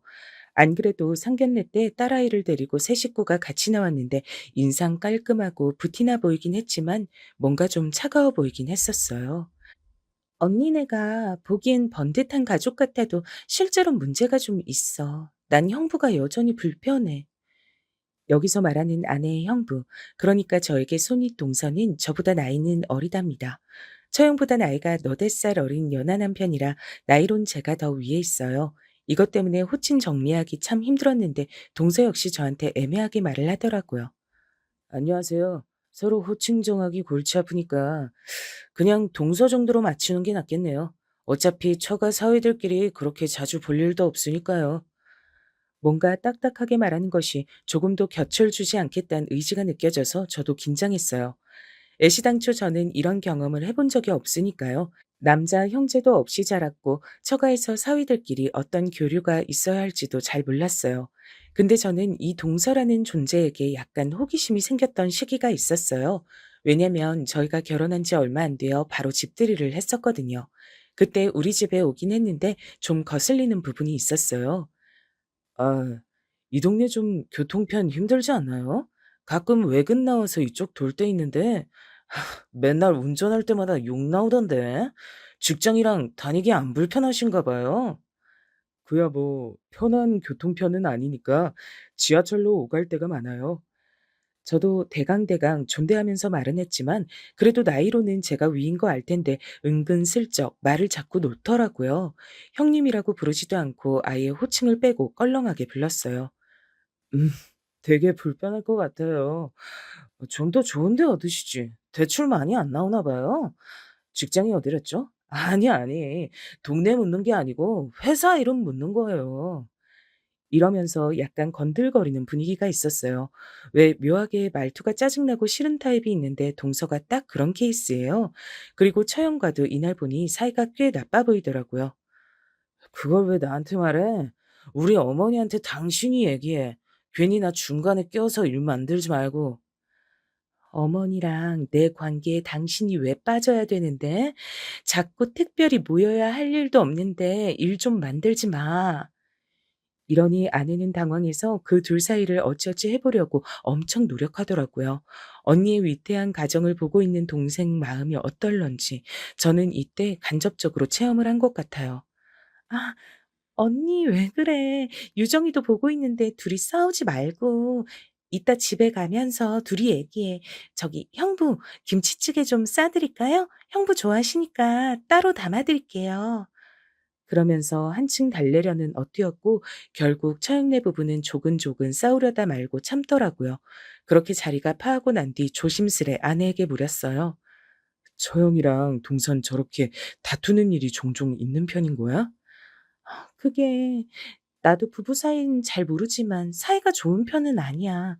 보다시피 형부도 성격 까칠하고 언니도 예민하니까 가운데 껴있는 유정이만 불쌍할 뿐이야. 그런 와중에 전 마음에 걸렸던 얘기를 슬쩍 꺼내 물어봤죠. 근데 동서는 무슨 일을 하나? 아까 나한테도 꼬치꼬치 자세히도 묻더라고. 우리 회사 이름 말해주니까 그냥 자기도 안다고 말을 하던데. 암튼 무슨 일 하는 거야? 이때 아내가 하는 말을 듣고 저는 너무 의외라서 놀랐어요. 생각보다 있는 집 아들이었더라고요. 아, 이게 다 무슨 소용인가 싶지만 형부네 집이 좀 사는 편이야. 강남에 건물도 있고 부모님들 줄줄이 그쪽 고급 빌라에 산다더라고. 약간 기생 오라비 같이 생겨서 얼굴이 반짝반짝한 게 부티는 있잖아, 형부가. 확실히 기생 오라비라는 말은 저도 적극적으로 동의를 했답니다. 매끈한 피부에 좀 얄미워 보인 상이긴 했거든요. 근데 그게 다가 아니야. 언니 말로도 그렇고 내가 봐도 형부는 본인 집에서 약간 내놓은 자식이랄까? 이렇게 말해놓고 보니까 언니나 형부나 진짜 닮은 구석 많네. 각자 자기 집에서 아픈 손가락들이야. 왜? 서영은 그렇다 치고 동서도 집에서 이미지가 안 좋은 거야? 형제들이 많은가 봐.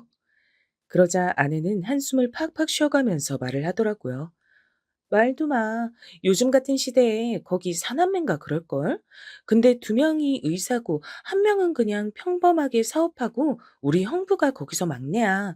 근데 하도 사고치고 말 안 들어먹어서 유학 보낸 케이스인 것 같아. 아, 근데 처형이랑은 어디서 어떻게 만난 거야? 그것도 신기하네. 저도 진짜 신기하긴 했거든요. 둘이 어디서 접점이 있었길래 만날 수 있었던 걸까요? 그러자 아내가 곧장 궁금증을 풀어줬고 저도 듣고 나니 납득이 되더라고요. 어디서 만났겠어. 유학 가서 만났지. 그때 잠깐 연애하다가 헤어졌는데 한국 와서 다시 만났다가 애 생긴 거야. 근데 그쪽 사돈 어른들이 신혼집만 해주고 입 싹 씻으셨잖아.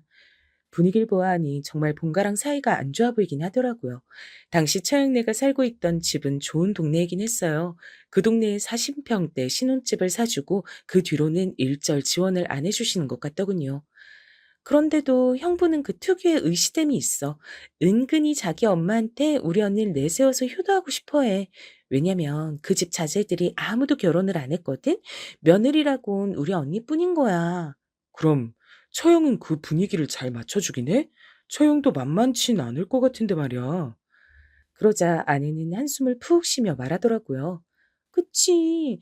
당연히 그럴 리가 없지, 우리 언니가. 그니까 둘이 툭 하면 마음 안 맞아서 싸우는 거야. 그러니 애만 짠하다고 나랑 엄마는 맨날 말해. 엄마가 오죽하면 나보고 결혼하지 말랬다니까. 아니, 왜 당신한테? 왜 굳이 결혼하지 말라고 하신 거야? 당연하지. 큰딸이 결혼해서 저렇게 속썩이고 맨날 전화 걸어오고 하루가 멀다 하고 우는 소리 하니까 지겨운 거야.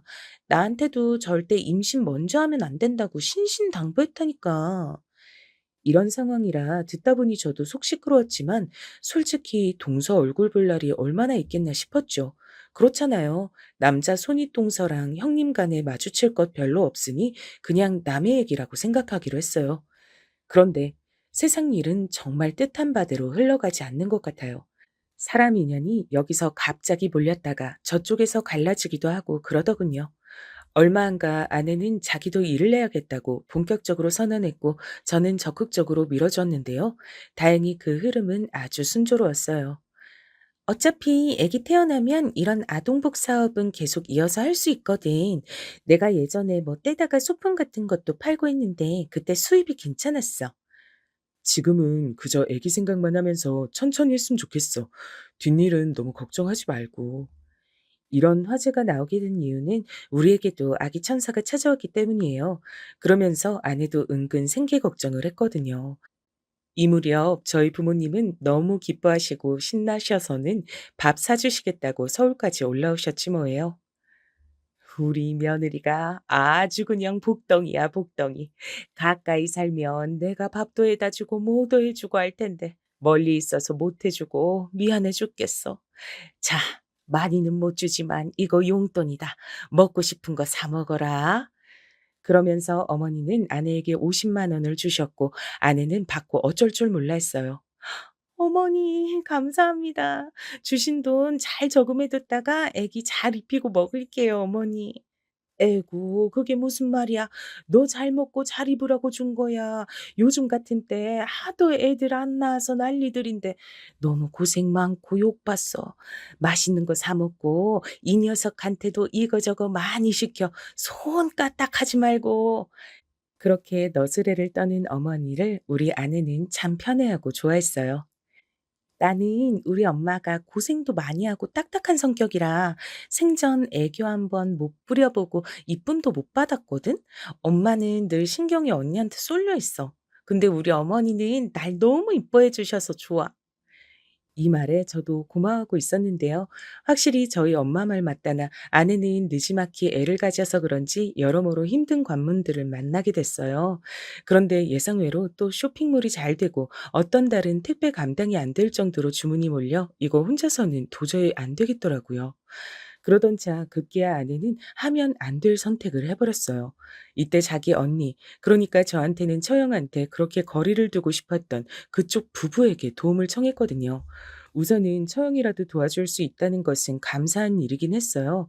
그러면서 몇 번 우리가 얻은 작은 사무실에 드나들기도 하고 처조카도 같이 따라와서 몇 번이나 얼굴을 익혔답니다. 헌데 한 번은 다 같이 밥을 먹는데 처형이 계속 시계를 보면서 눈치를 살피길래 왜 그런가 했는데요. 이게 부부 말을 다 들어봐야 안다지만 처형도 꽤 사연이 있어 보였어요. 지금 몇 시지? 우리 신랑 들어오기 전에 얼른 들어가야 되는데 이 사람 집에 들어와서 내가 없으면 그렇게 짜증내고 어딜 갔냐고 난리야. 나한테 와 있다고 말하면 되잖아. 내일 도와주는 거 아직도 말 안 했어? 아, 진짜 남자들은 왜 이렇게 이기적인지. 아, 제부 미안해요. 제부 얘기가 아니라 우리 남편은 제가 친정가 있고 연락하고 하는 거 되게 싫어해요. 사실 전에 엄마한테 남편 욕하다 걸린 적이 있긴 한데 암튼요. 이렇게 듣고 보면 저는 손윗동서가 마음에 안 들지만 처형도 문제는 있어 보이거든요. 왜냐면 이날도 밥 먹고 이런 얘기를 하던 중에 갑자기 울음을 터뜨리는 거예요. 엄청 당황스러웠어요. 나도 너처럼 이렇게 이쁘게 찬찬히 애기도 갖고 신혼도 즐기면서 살고 싶었는데 어쩌자고 이렇게 성급하게 결혼을 해버렸을까? 나 좋다고 하던 남자들 많았는데. 아, 참 언니 별소리를 다 하네. 왜 이래 진짜. 왜 또 울어? 우리 신랑 당황하잖아. 울지 마.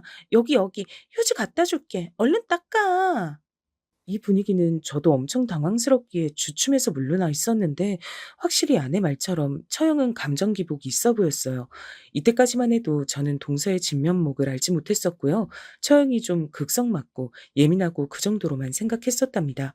아내는 자기 일을 맡아주는 언니가 고맙지만 간간히 이어지는 신세 타령을 듣기 힘들어했어요.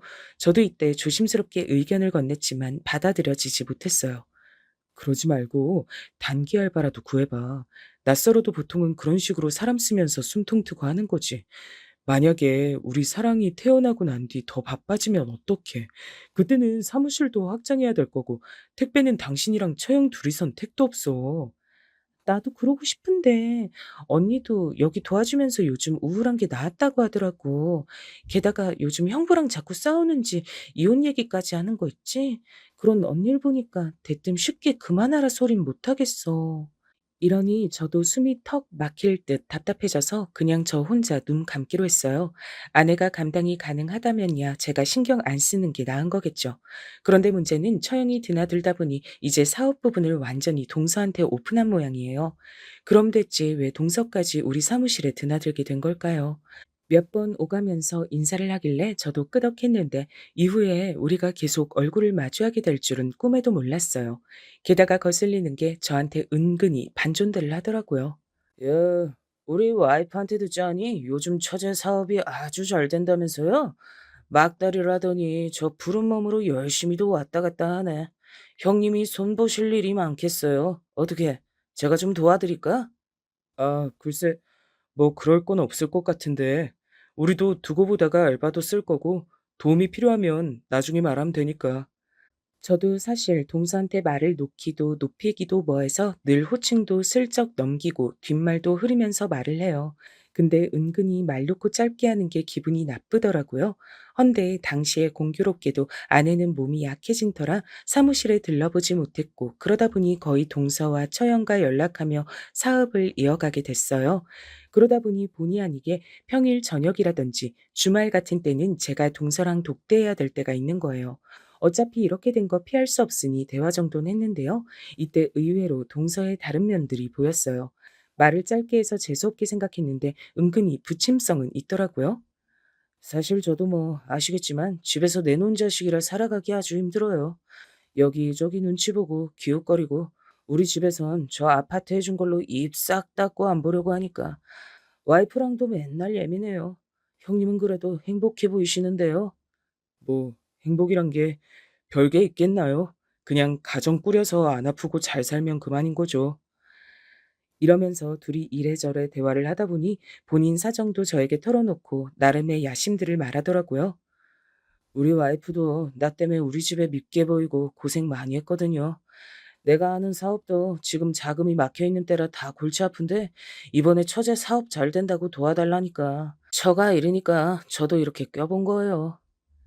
생각보다 꽤 말도 많은 타입이고 그리고 이것저것 손도 많이 대봤는지 일도 대범하게 하는 편이었어요.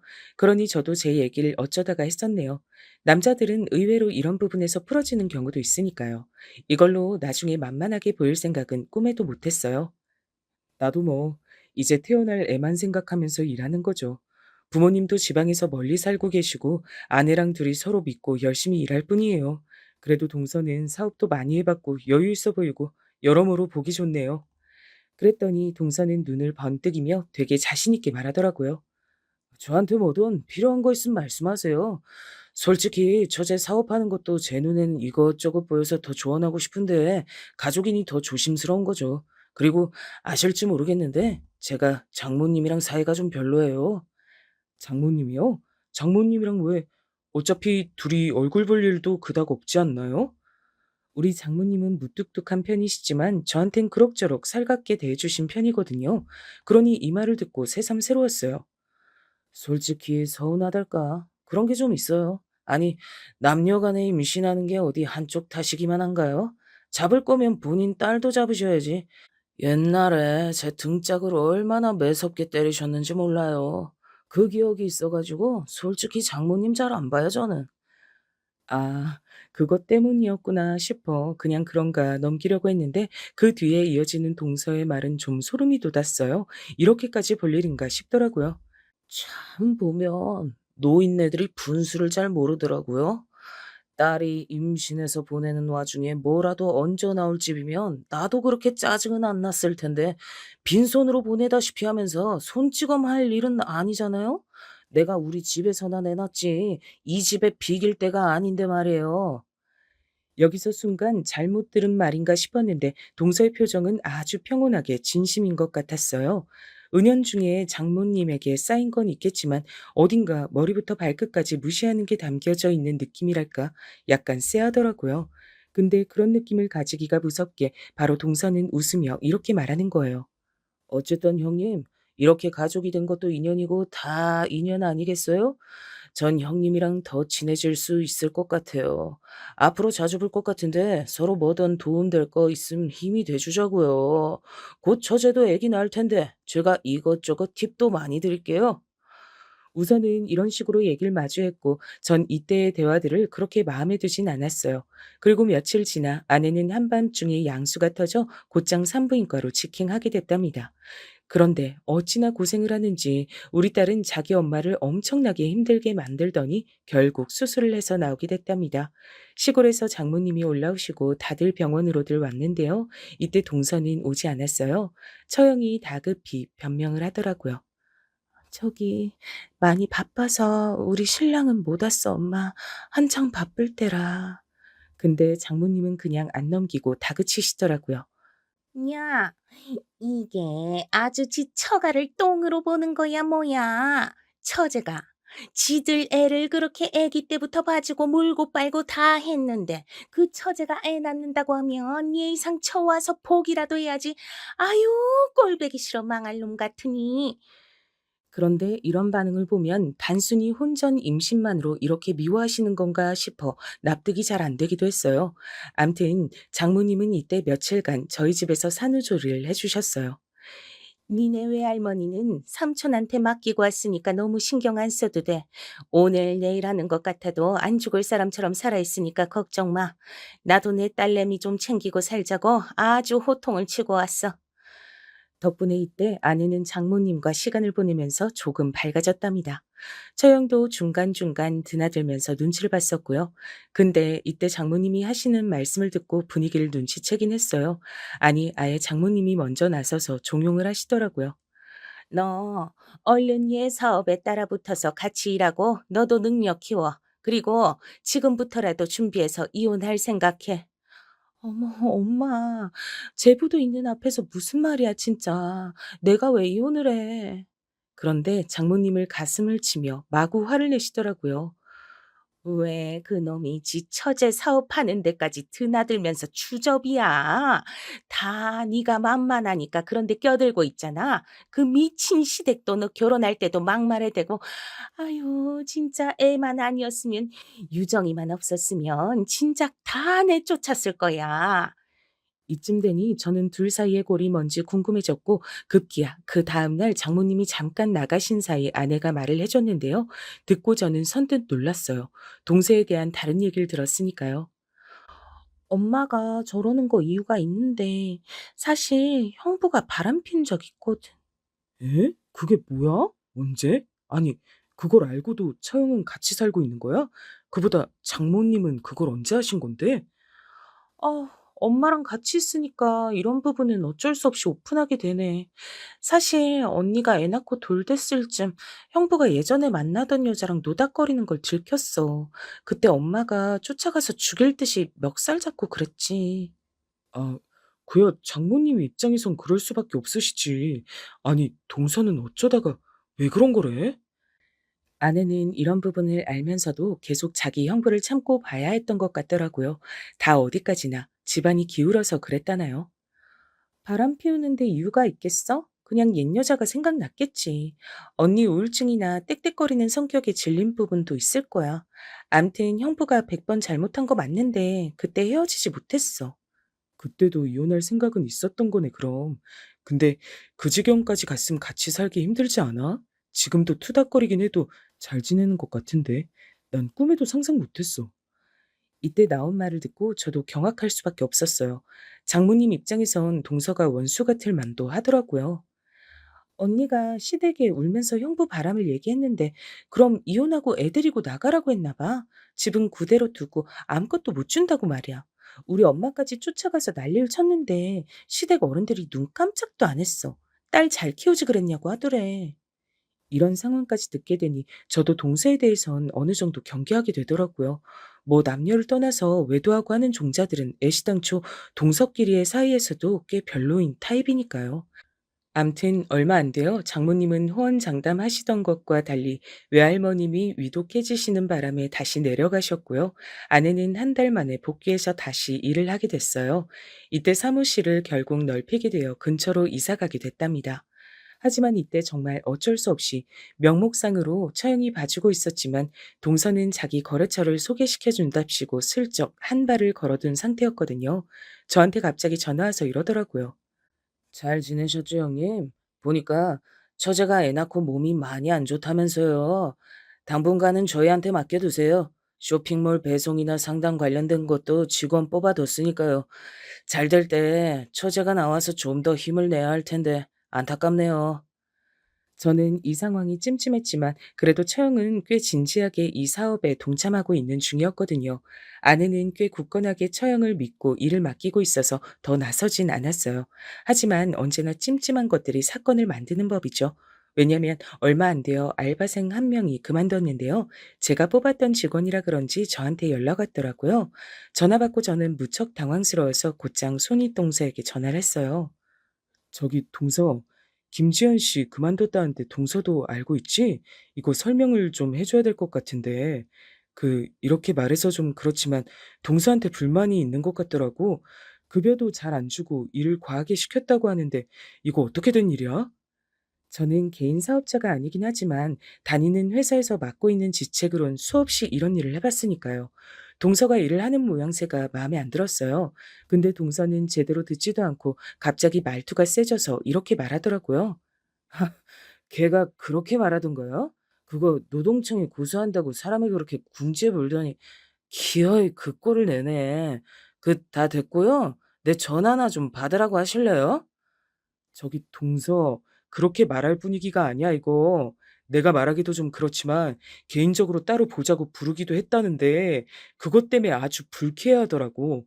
신고하겠다고 하는 걸 내가 지금 막고 있어. 어떻게 된 일이야? 진짜 이건 처형이나 저희 아내에게 말하기도 좀 민망한 상황이라 전 꽤 난감한 상태였어요. 그런데 갑자기 동서는 무슨 돌에 벼락이라도 맞은 사람처럼 이렇게 대꾸하더라고요. 암만 생각해도 정상인 것 같지 않아 보였어요. 아, 진짜 별 참견을 다 하시네.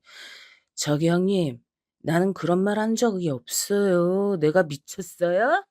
어디 그런 기집애가 하는 말에 놀아나서 지금 나한테 이래라 저래라 하는 거예요? 아니면 어쩌려고 진짜 어이가 없네. 저는 너무 황당해서 말이 안 나왔어요. 동서에 대한 처가의 평이 워낙 안 좋긴 해도 얼마 전까진 저랑 허심탄회하게 대화도 제법 길게 나눴고요. 여직원과의 얘기를 물을 때도 최대한 예의를 지켰다고 보거든요. 그러면서 끝내 이런 말까지 던지더라고요. 화가 난 저는 당분간 동서를 안 봤어요. 어지간히 돈도 없고 쌩떼 쓰는 그 코딱지만한 회사 호흡기 겨우 붙여서 살려주려 했더니 진짜 별의별 궁상을 다 보네요. 그 여자애 고소하던지 신고하던지 신발을 던지던지 알아서 하라고 하세요. 아, 기분 더럽네 진짜.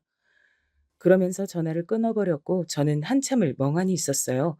아내에겐 일단 이 상황을 털어놨는데 말한 게 후회될 정도로 괴로워하더라고요. 아, 진짜 형부랑은 정말 못 해먹겠다.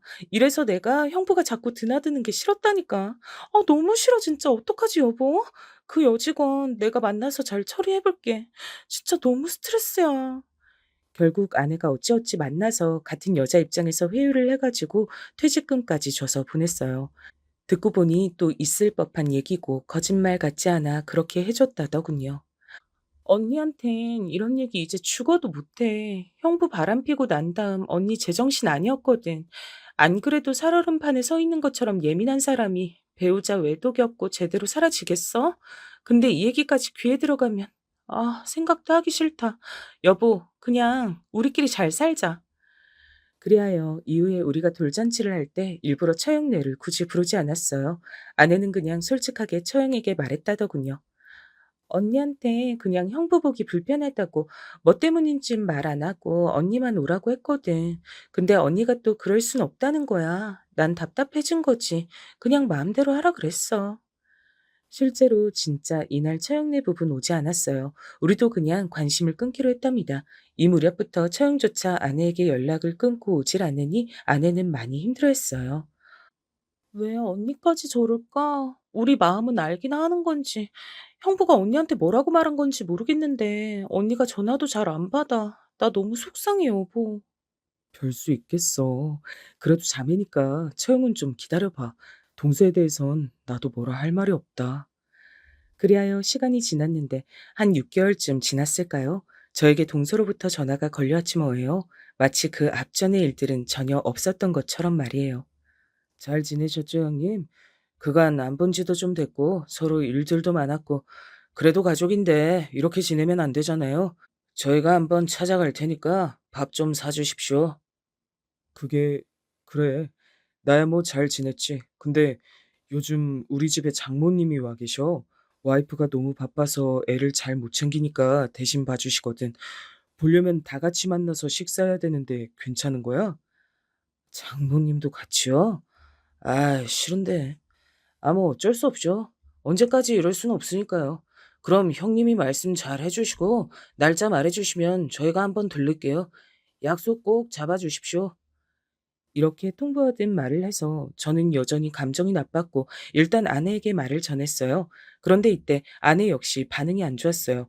거절하는 건 아니었지만요. 나도 오늘 언니한테 전화 받았어. 왜 이제서 연락을 했는지 들었는데, 와, 과간도 아니더라, 형부.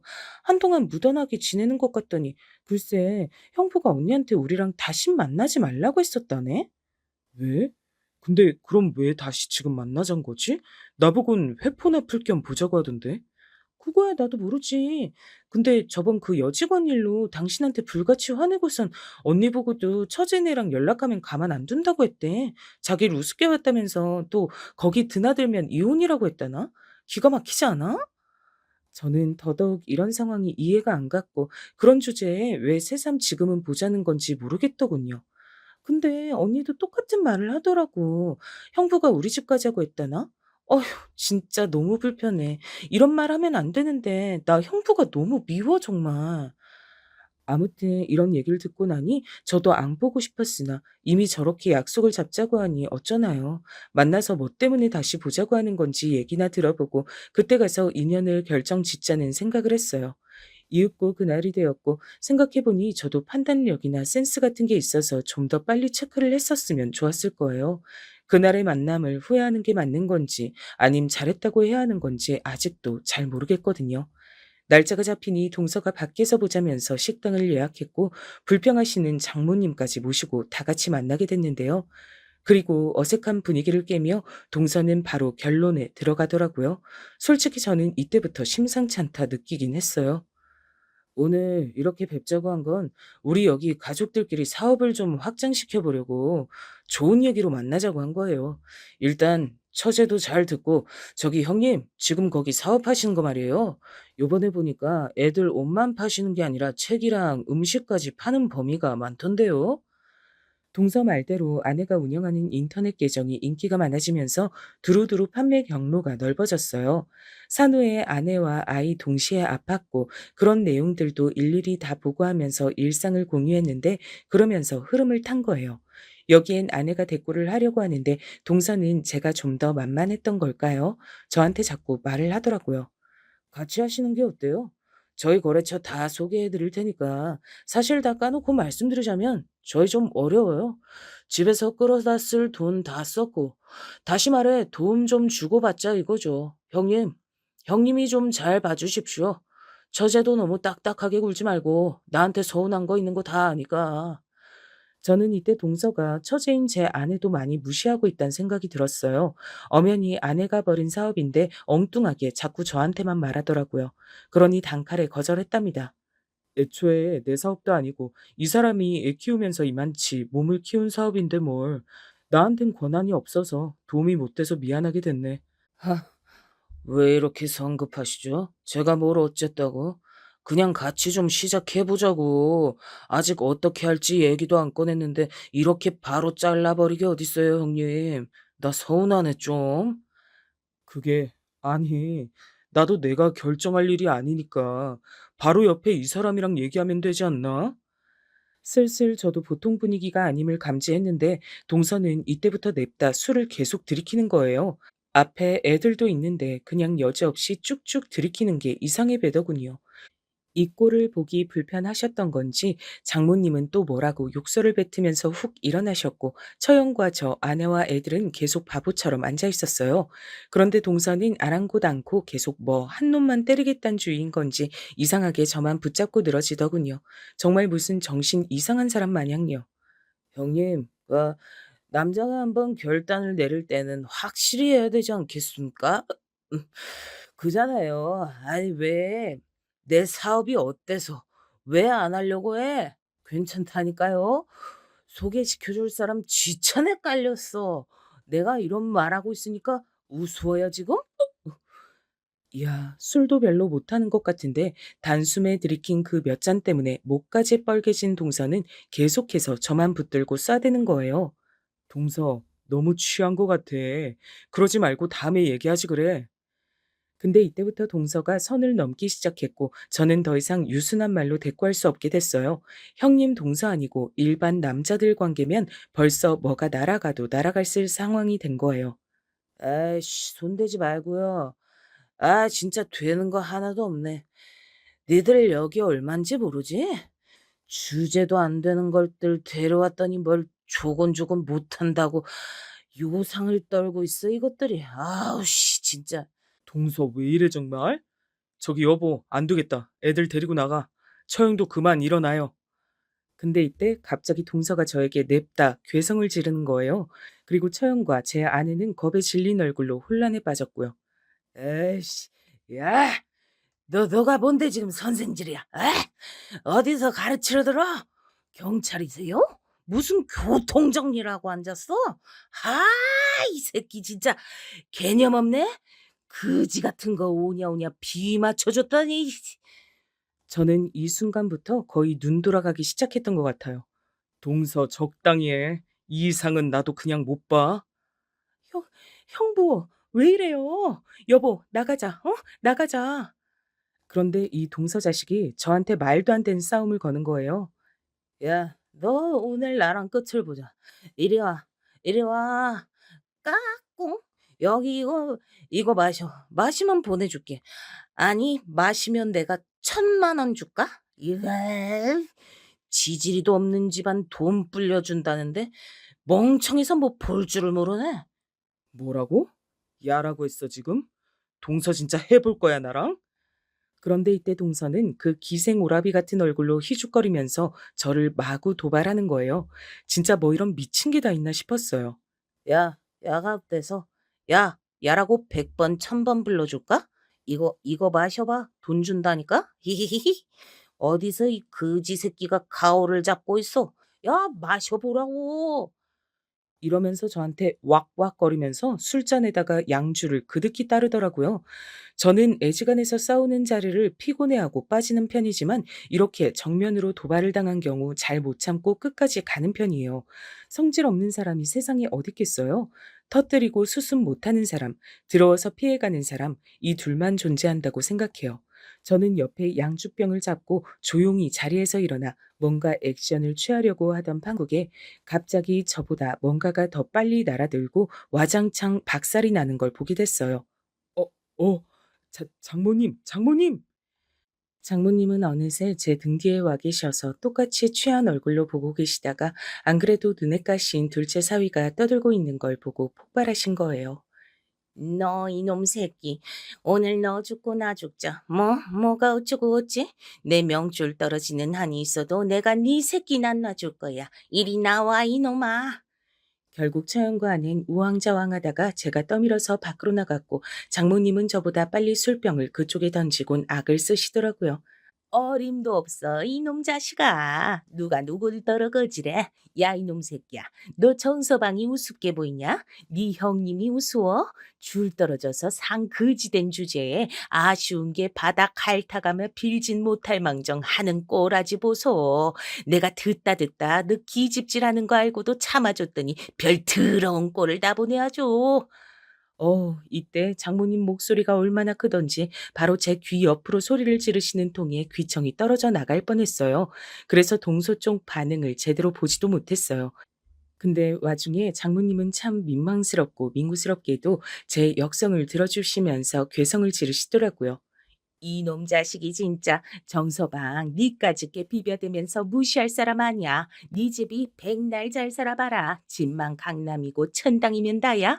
집에서 진작 내쫓고 줄 떨어져서 기댈 곳도 없는 주제에 사업하려고 빌려왔으면 바싹 엎드려 이놈 새끼야. 아니 근데 진짜 미쳤나 이것들이? 동서는 여전히 정신 못 차리고 자기에게 쏟아지는 장모님의 막말에 어지러워하더군요. 딱히 충격받아서 그런 건 아니고 안 그래도 취해서 어지러운데 장모님이 폭발하시니 성가셨을 거예요. 그런데 뒤에서는 진짜로 충격받더라고요. 에? 뭐라고? 아니 뭐라고요? 땅? 뭐야? 그래, 정서방, 니랑 아주 출신이 달라. 여기지 여기서 크게 과수원도 하고 땅도 천지가 정서방 내 거다. 어따 대고 그지거리면서 분수도 모르고 씨부려. 별 더러운 꼴을 다 보겠네 정말. 그러자 동서는 믿겨지지 않았는지 잠깐은 저에게 이죽거리더라고요. 뭐야, 땅 부자세요? 그럼 진즉 말을 했어야지. 잘 모셔다 드릴 텐데. 아니 잠깐, 장모님, 진짜예요? 뭐야, 나 완전 망했네요. 이러다가 제가 아무런 대꾸도 안 하고 가만히 있으니 찬찬히 상황 파악은 되었던 모양이에요. 그러더니 동시에 술이 확 깬 걸까요?